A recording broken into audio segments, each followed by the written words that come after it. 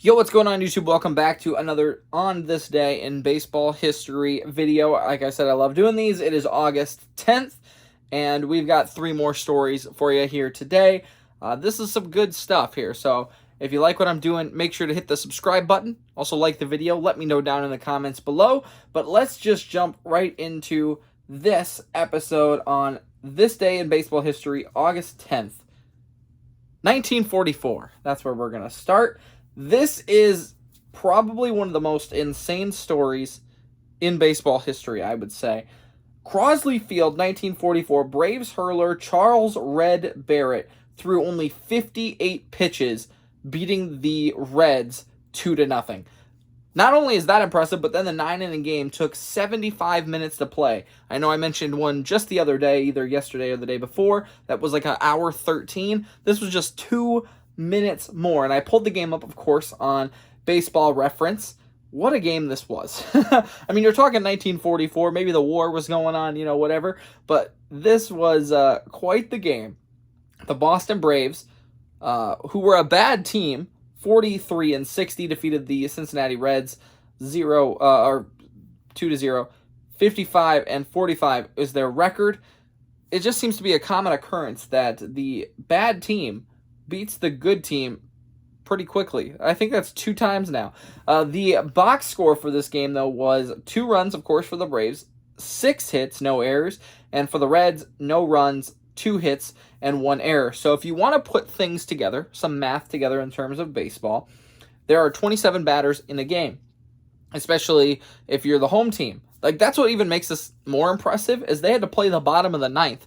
This game could have been even shorter if the Reds, the same score flipped, if the Reds would have been winning. So you throw 58 pitches. There are 27 batters in a game. That is 2 pitches per batter. I mean, really it is. Even with the 2 hits, that would add 4 more pitches. That's 58 pitches exactly. Every single batter had 2 pitches.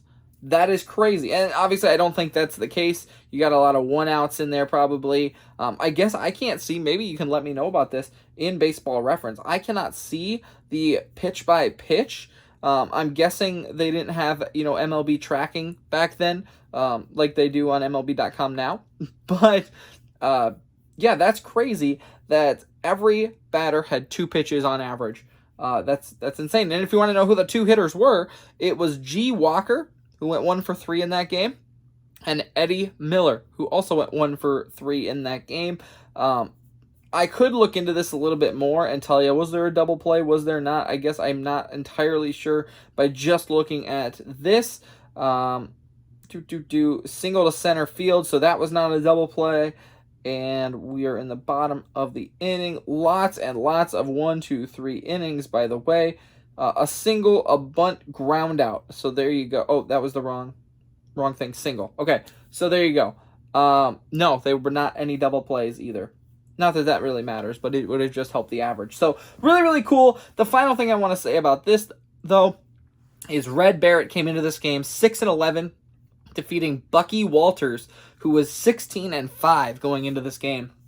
So really, quite an interesting dynamic here about the Boston Braves defeating the Cincinnati Reds in 1 hour, 15 minutes, throwing 58 pitches. That has got to be the coolest thing ever. Let's jump ahead now. I'm a Twins fan, as I said. I want to try to put a Twins stat in here every single day. 1971, Metropolitan Stadium, 10 years after the Washington Senators moved to Minnesota. Harmon Killebrew becomes the 10th player in MLB history to hit 500 home runs. Came in the first inning off of Mike Kuehler. And in fact, later in that game, he hit number 501. The Twins ended up losing that game in 10 innings to the Orioles. But Harmon Killebrew, probably one of the greatest Twins players of all time. Maybe the greatest power hitter of all time. Maybe a right-handed power hitter. He's been good. He's obviously been good for his entire career. But that's just something special, I think, that you can say happened today. I do have a Harmon Killebrew bobblehead, and he is in that stance that everyone was remember Killebrew by, so that's really cool. He's packed away in a box. But I'd like to think that maybe was his 500th home run stance that he had. And 501, I guess, because he hit it in the same game. So really, really cool. That's obviously a milestone that not a lot of guys hit. So super cool that happened today in history. That was 51 years ago. That is insane how time has flown by.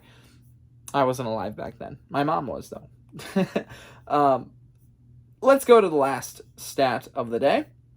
And we're going to jump ahead to 1981.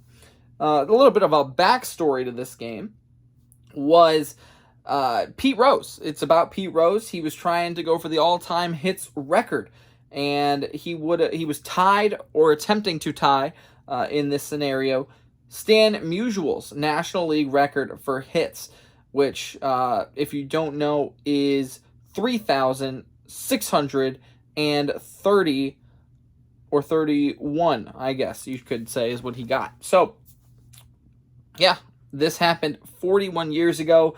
The backstory, though, is that I was trying to say is in the game, Pete Rose had this is what it says, a wicked ground ball to Gary Templeton that the official score ruled as an error.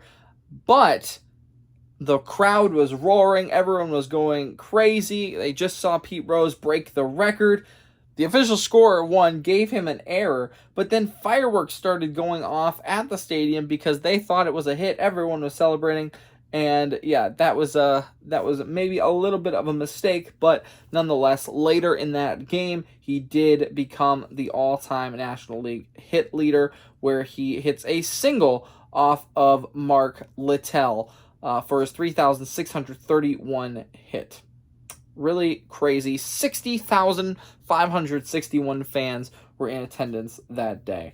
So yeah, you could say on this day in baseball history, if you were alive, you got to see Pete Rose's all-time record-breaking hit. Maybe if you were alive, Harmon Killebrew's home run, and maybe if you were alive and can remember it, and if they had TV or radio back in the day, you would be able to see Charles Barrett's 58-pitch complete game shutout.